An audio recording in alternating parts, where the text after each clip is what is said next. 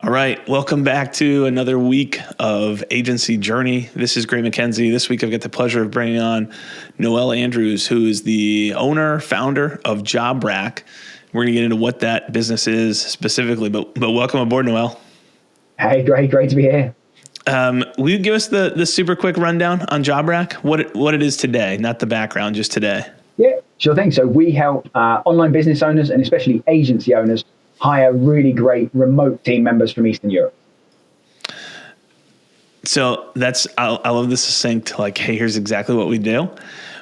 How did you get into it? Yeah, so I've spent like 15 years in the corporate world, leading and kind of hiring and building large teams in the corporate tech world. I spent a year or so trying to build an interview coaching business, so helping candidates be better at interviews. And then I was just about to jump back into kind of some interim work, and JobRack actually came up for sale.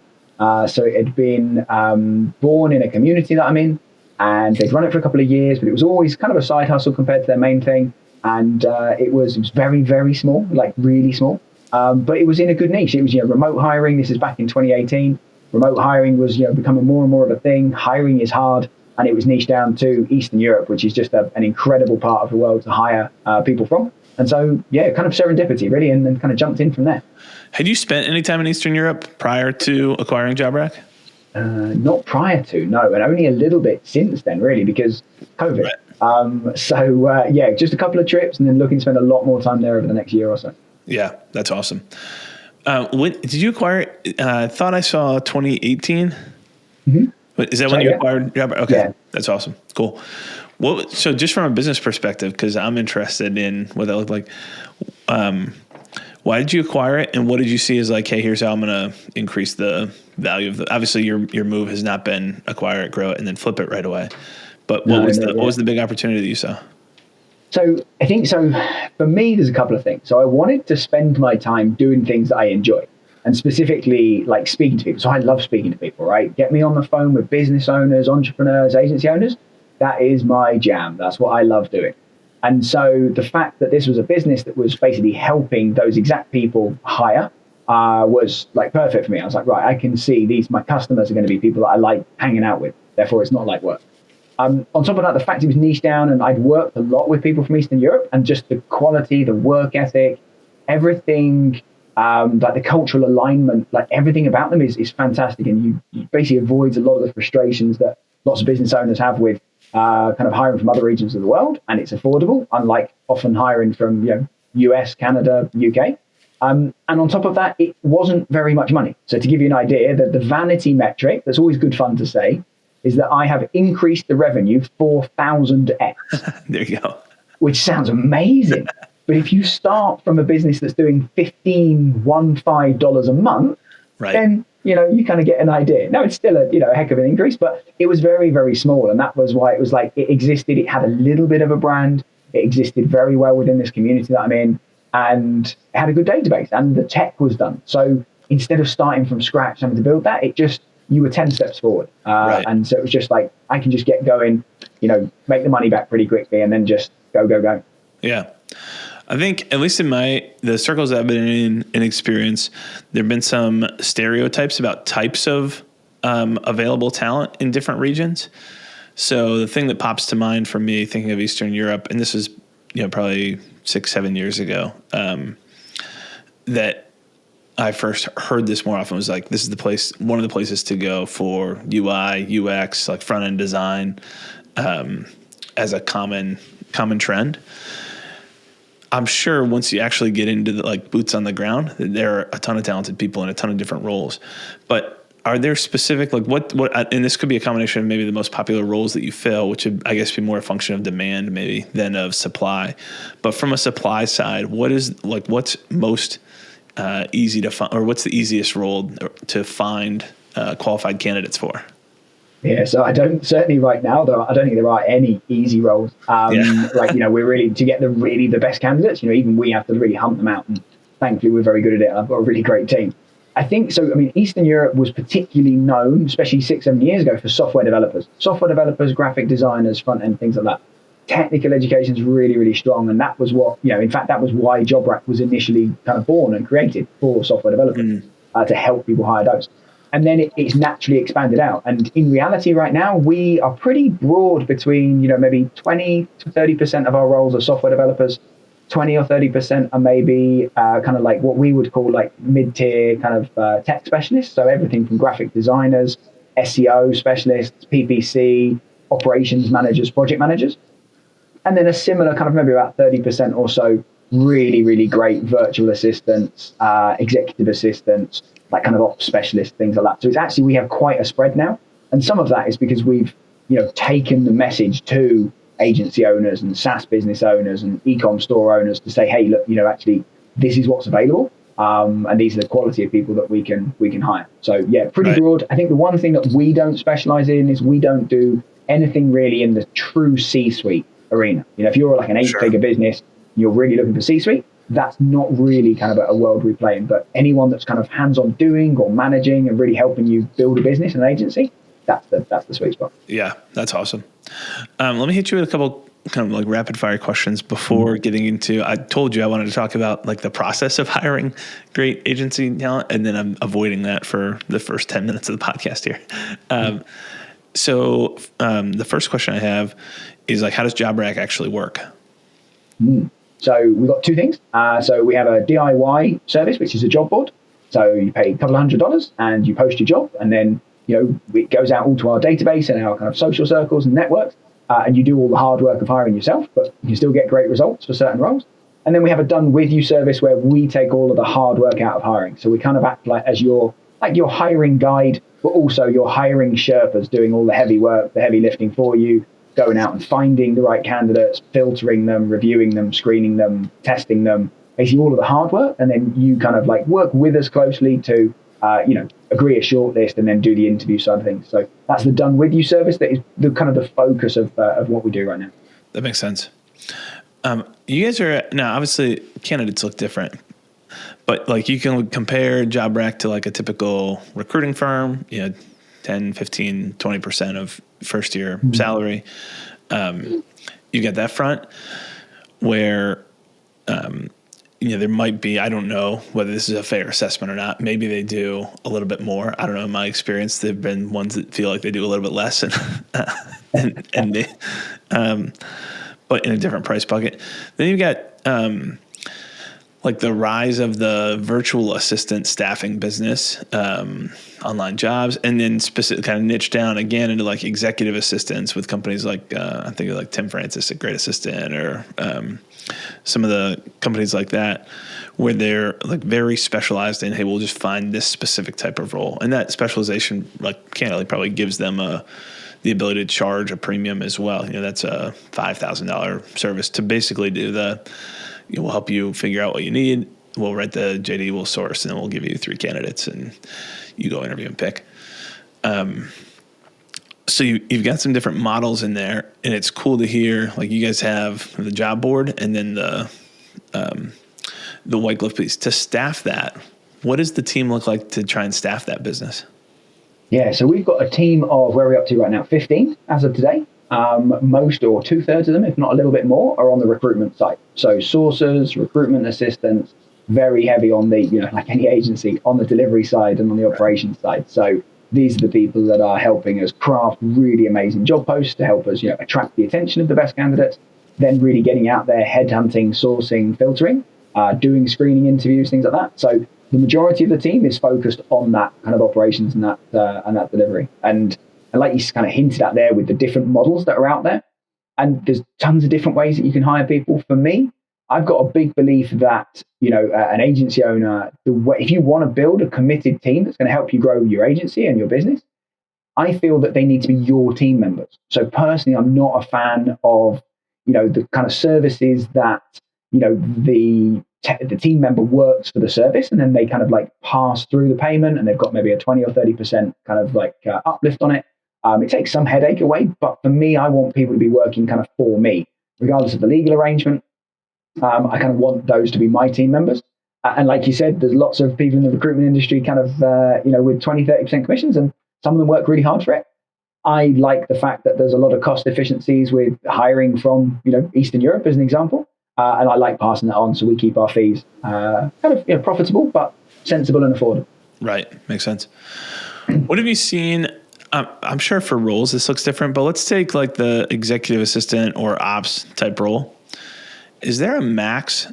Eastern Europe is kind of nice because you can touch most of the world with at least a couple hours of overlap. But is there a max time zone differential that you'd recommend to people? Or like, hey, I'm talking to somebody in San Francisco. Like that's going to be a tough, potentially 9-hour swing. If we need overlap, that'd be tough to staff. Yeah, so the way that we normally do that, so I think the minimum overlap is 2 hours, right, for most roles, right? Because actually, it doesn't matter how autonomous and asynchronous that their work can be, you kind of want to talk to them every now and again, right? You want to do one-to-ones, involve them in team meetings, things like that. So for me, a minimum of 2 hours a day, or at least 2 hours, maybe 3 or 4 times a week is kind of ideal, it's kind of key. So what we would do if we're hiring for people on the West Coast, for instance, we will typically hire someone to work from maybe 11 a.m. through till kind of 7 p.m. or midday through till 8 p.m. Eastern European time, which is typically kind of Central European time zone, so GMT +1. So that actually then gives us that kind of 3 or 4 hour crossover in the West Coast morning, which kind of deals with that. I'm really not a fan of asking people to work night shifts, to work early hours of the morning. I don't think it's great for health and well-being. I don't think it's great for longevity and actual long-term satisfaction. And therefore, so we don't do a lot in that space. We just try and adjust it and say, hey, people working through till 7 p.m., 8 p.m., very, very happy with that, no worries. That's how we kind of handle that crossover piece. And if someone, if there's I'm trying to think of good examples, like you said, Eastern Europe does cover quite well. We've got a lot of clients in Australia that it works well for. So that, for me, 2 hours is about the minimum that you want to hit. Yeah, that makes sense. All right, well, let's talk process here because that's what we're process nerds, obviously. The agency side, and we can kind of hit I'm going to try and skip ahead. This is going to be for my own benefit more than for anybody else. So sorry if you're listening. I want to know like the stuff that is not, the stuff that might not be surface level isn't like immediately what we think of if we've done, I want to talk to the people who've done this. This is not their first time ever hiring anybody. So if we just look at it kind of start to finish, the first thing is just kind of defining success, define like, what do I actually need? Are we picking the right role? What are the things you've seen, like the world-class hirers, employers, like they've got some framework or some way to define what they need. What have you seen work best in terms of figuring out, is this the right role to hire for? Who do I need? What am I looking for? Yeah, so the first thing is don't start thinking about a role, because often we get pigeonholed and we go, right, I need a PPC specialist, or I need a graphic designer, or I need an executive assistant. And it just kind of like squeezes our head into what does that role do, right? What is it okay to ask? And actually what's much better is to start with what are the outcomes and the outputs that you want to produce? Ideally outcomes, right? So what is if you think forward, like a few months, when you're sitting in their monthly one-to-one and you've got their employee scorecard with you, we'll come to that in a sec. What are the metrics that you're going to kind of judge them by, right? What's their success criteria? So if you can start with that, and then that lets you think about the outcomes that you want, then you can think about the outputs that they need to deliver in order to hit those outcomes. And then you can start thinking about, right, what skills and experience do they need to be able to do those outputs? And a lot of my time is spent with people kind of running through this kind of stuff and then going, yeah, you can completely combine that skill, and that skill. That's completely okay. So for me, yeah, don't worry about a particular role. Just start with what it is you need doing. And then, either with peers, either with a management team or with people like me, I do a lot of kind of almost just riffing on this, just trying to figure out, saying, right, if you want that, is that 2 roles? Is that 1 role?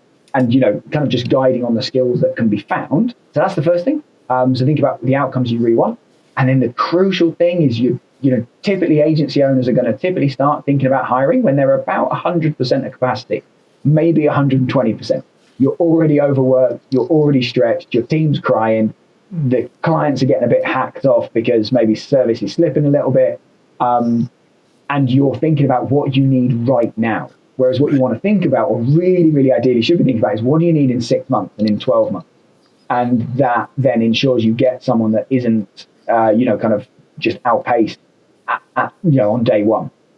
And also naturally, ideally, and this is where Eastern Europe particularly is great, because if you can hire at a slightly lower cost than locally, that lets you start thinking about hiring at maybe 60% capacity, 70% capacity. That lets you do this in a slightly calmer fashion.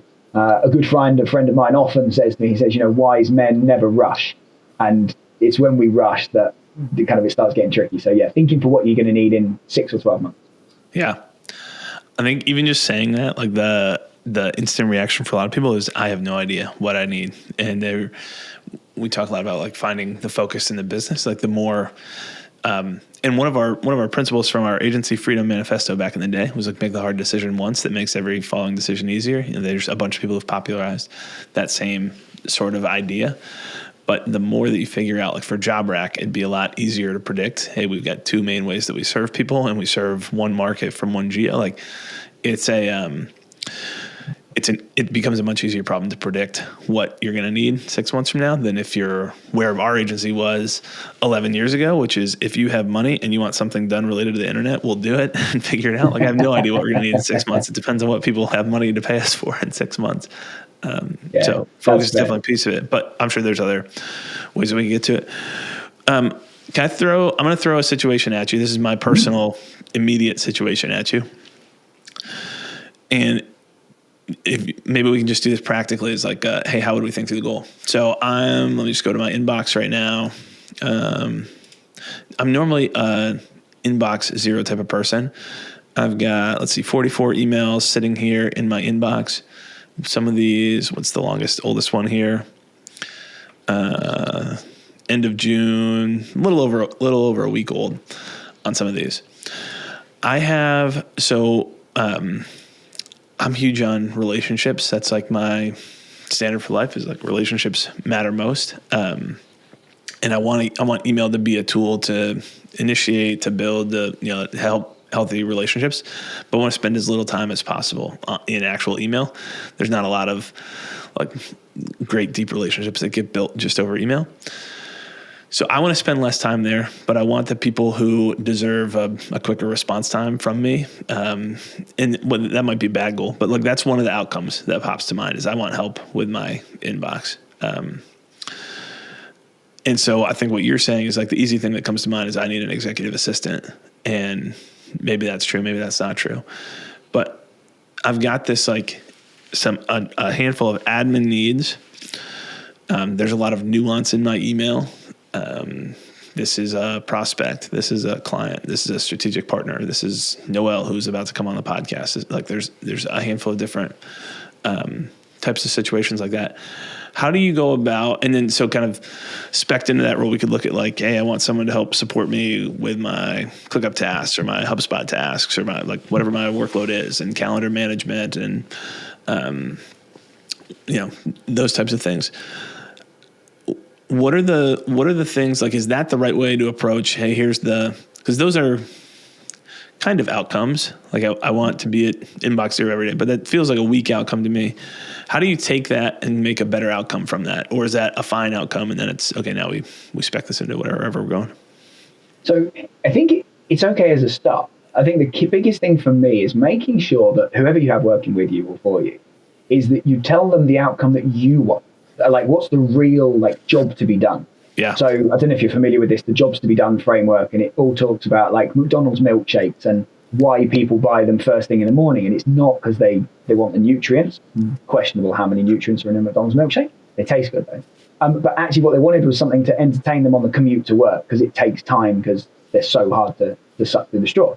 And the job to be done here is that you want to actually spend as little time as possible on email, but curate and maintain really high quality relationships with people over email. So what that means is that, if you communicate that to an EA and, really kind of help them understand you and what's important to you, they can help you prioritize things.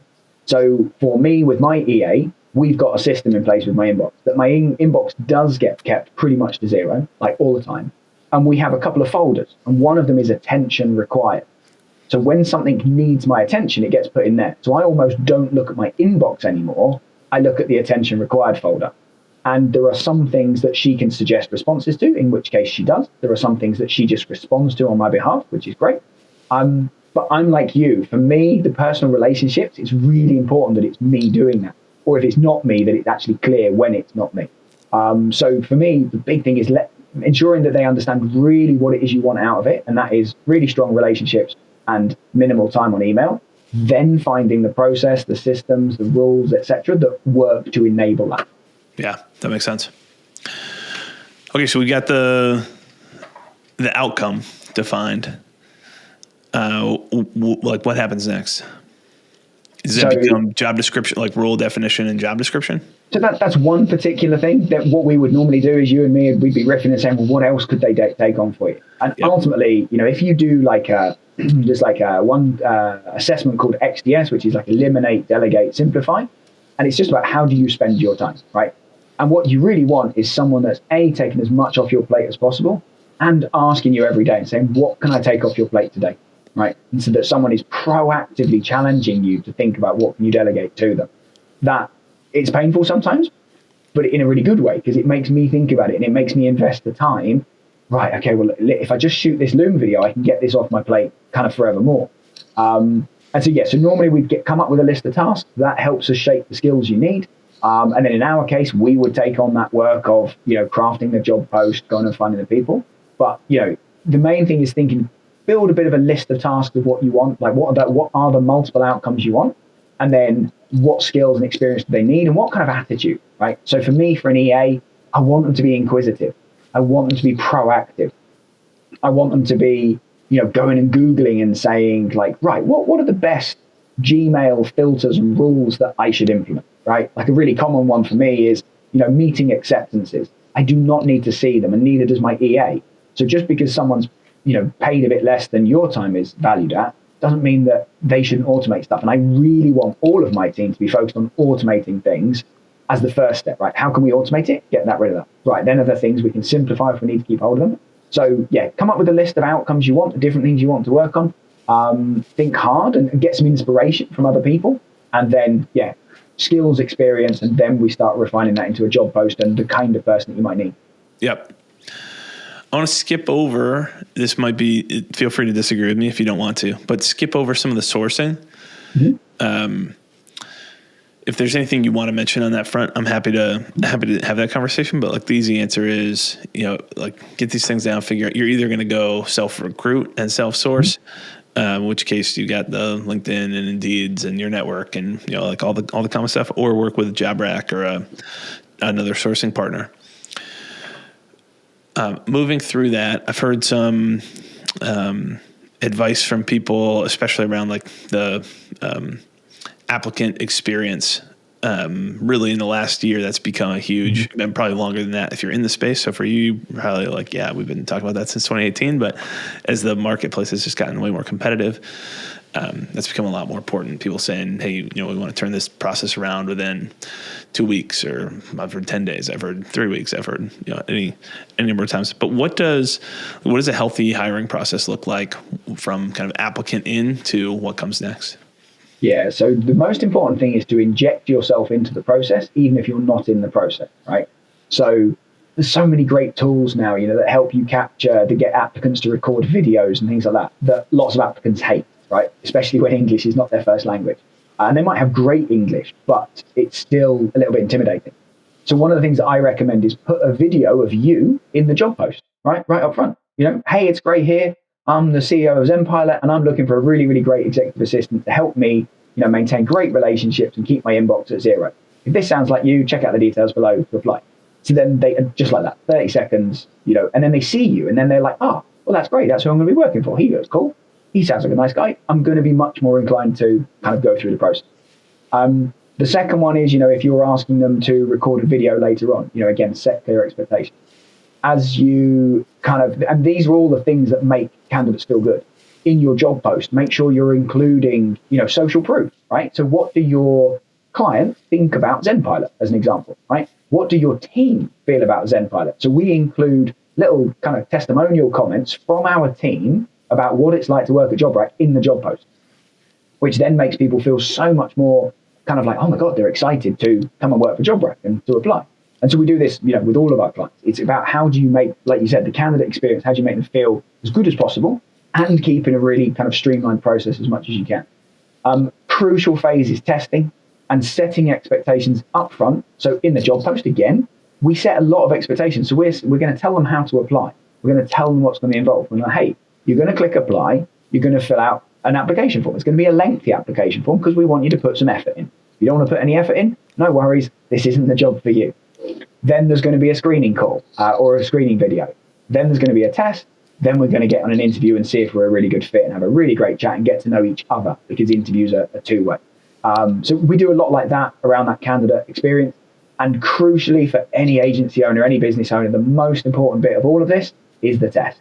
Because there are some people out there that are amazing at interviews. That does not mean they're amazing at doing the job you want them to do. And so the test is the one opportunity you've got. Give them we recommend like 1 to 2 hours of tasks, mini projects, mini scenarios, the kinds of things they're actually going to do for you. And we help people do that. We create a lot of tests ourselves. We always do custom tests because it's about, right, what are they going to do for you? Let's figure out, have they got the aptitude and the experience to actually to do that. So that helps a lot, makes things a lot more streamlined, and really, really kind of lets you see how they work before you get into the interview. Do you do many reference? Like, is a reference check always part of the process? Yeah, absolutely. Yeah. They are not perfect, right? Because nobody's going to give you a reference that's going to say bad things. However, we assist the referencing process, but we always recommend our clients do it directly, because if I contact the company to ask for a reference on a candidate, I'm coming at it from a recruitment service perspective. They're going to give me different answers than if you phone them up and be like, hey, I'm thinking about hiring Noel. What was it like when he worked for you? Right? How would you score him on a range of kind of 1 to 10? And there's things that you can ask that you then see how comfortable are they answering, things like that. And you can dig in a little bit more. It is very, very rare for us to have a scenario where someone can actually get references that will lie for them. So issues are very, very few and far between. But the 80-20, in fact, the 99% benefit of references isn't in doing the references. It's in telling the candidates you're going to do the references. So in the interview, and in the job post, we again say, we're going to take up references. In the interview, you can be saying, hey, so what's your current manager called? Okay, how do I spell that? Cool. So when I speak to him, like, what's he going to say is the best thing about you working for him? And, and then you can go in and then you can say, okay, well, what would he want more from you? What would his biggest frustration be? And having that conversation, whether or not you take up references, and I always recommend you take up references, but having that conversation, actually, you get in like 80, 90% of the benefit. Yep. That's awesome. How about the end of, so I want to come back to a couple questions that I'm going to do my best not to forget. End of the process, negotiation, offer, even somebody signing on, like this happened last night. We sent out an offer, candidate just accepted the job offer. What can we do to wow her, like to make this a great experience in these couple weeks before starting? Okay, so first of all, communicate, right, really, really clearly. I let them know what to expect, let them know what's going to happen. If you can, and if they're up for it, get them into, maybe email and Slack even before they start, right? Ask them, are they happy to do a little bit before they start? Just getting familiar with things. Would they like that? Would they like to join the team meeting, before they start? And a lot of people really would, right? Because it just, relaxes them for their first day. Biggest thing though is setting expectations. Do a really good job about setting up their access to systems and things like that, and have a clear plan in place for their first day, first few weeks, including really getting time to meet and talk to other members of the team, right? So if you imagine if we were starting work or someone's starting work in an office, they're going to spend time, at least say hello to other members of the team. When we're remote, you have to be a little bit more intentional about it, but the benefits are huge. So when anyone starts in my business, they get 15 to 20 minutes with every member of the team. Now there's 15 of us, that's just about still doable. As we grow, we'll see, but I'm a big fan of that. So even if it was every member of their department and then the other department heads, but for me, having a team member that really understands how the business ticks and where people live and what they do is super important to me. So yeah, just think about how you'd like to be treated and do that. And if you want to kind of like hack this, then go to your existing team and say, hey, when you started, what do you wish we'd told you? What do you wish we'd done? And get them to just chuck their ideas into a Google Doc. That becomes your onboarding process. Yeah, that's awesome. Cool. All right, couple quick ones that I had jotted down when I asked people, hey, what are the things that you want answers on? First one, any book, is there one book? Some of the principles even asking about references and using thread of reference as you go is like, books like Who or stuff like that. Is there one book that you'd recommend or a couple books that you'd recommend for people looking at hiring who want to do a bang up job?